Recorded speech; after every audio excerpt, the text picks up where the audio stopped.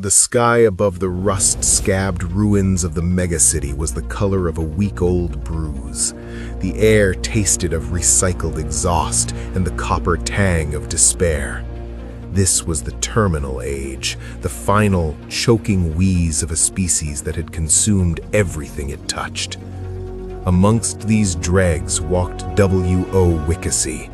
He was born with a soul too old for his time, a terrible, resonant chamber echoing with forgotten moralities.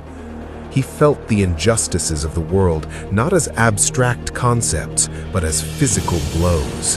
The theft of water from the poor was a laceration on his skin. The bombing of a distant refugee silo was a fracture in his own bone. For years he had brooded. He sat in the shadows of flickering neon ziggurats, his mind a spiraling centrifuge of grief. He tried to reconcile the ancient imperatives of good and right with a reality that despised them. The weight of it cracked him. The agonizing disparity between what humanity was and what it should have been severed his last tether to sanity. When he finally rose, he was no longer Wickesy the brooder. He was a vessel anointed by madness, utterly untethered from the mundane, seeing not the squalid streets, but the ley lines of primordial power beneath them.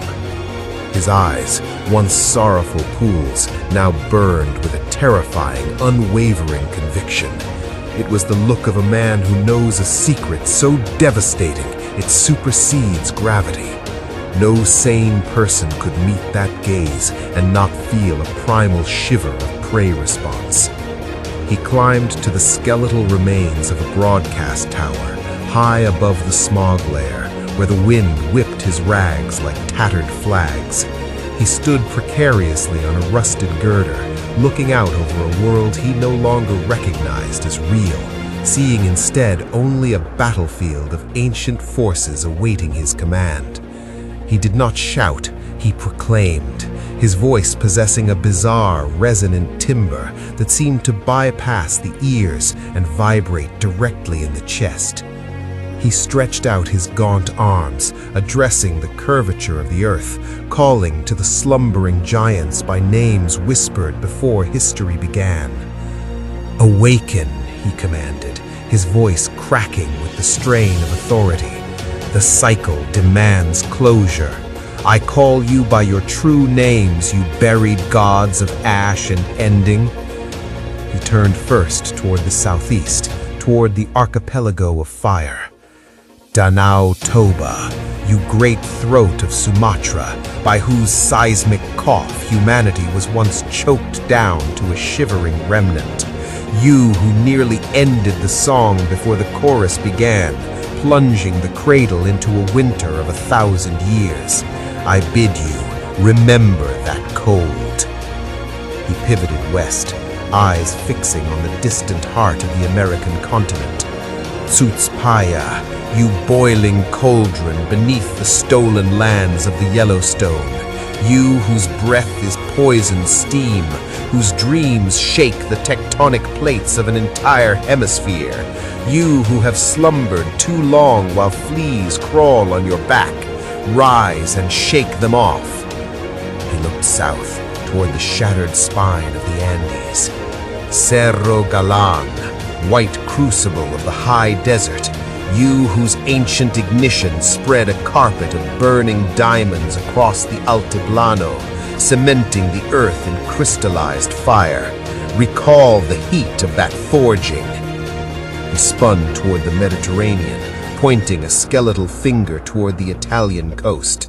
"Phlegraia, burning fields of the giants, mouth of Hades, where the earth first learned to scream, whose subterranean wars gave birth to the myths of hell. The gates are rusted shut, kick them open." He looked to the far east, to the fractured islands of Japan.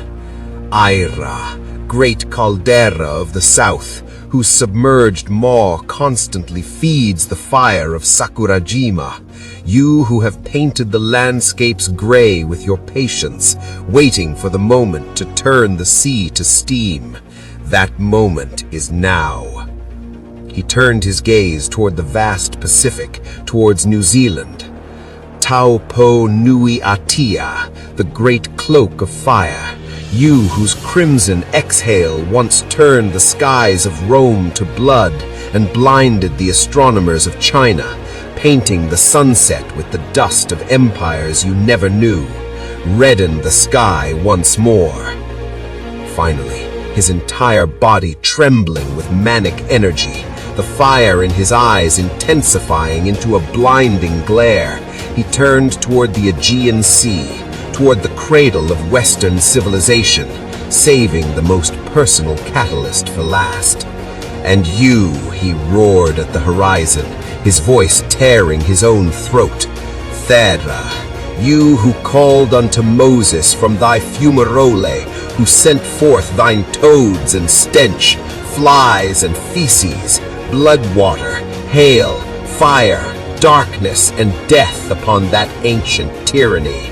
You who broke the spine of bronze empires and drowned Atlantis in a day and a night. The tyranny is renewed. The plagues are overdue. Repeat thy thunder. Wiccassy stood on the precipice, arms wide, a conductor screaming at an orchestra of magma and pressure. Below him, the city rumbled on, oblivious, but high above, in the thinning atmosphere, the wind seemed to hold its breath, waiting to see if the earth would answer its mad prophet.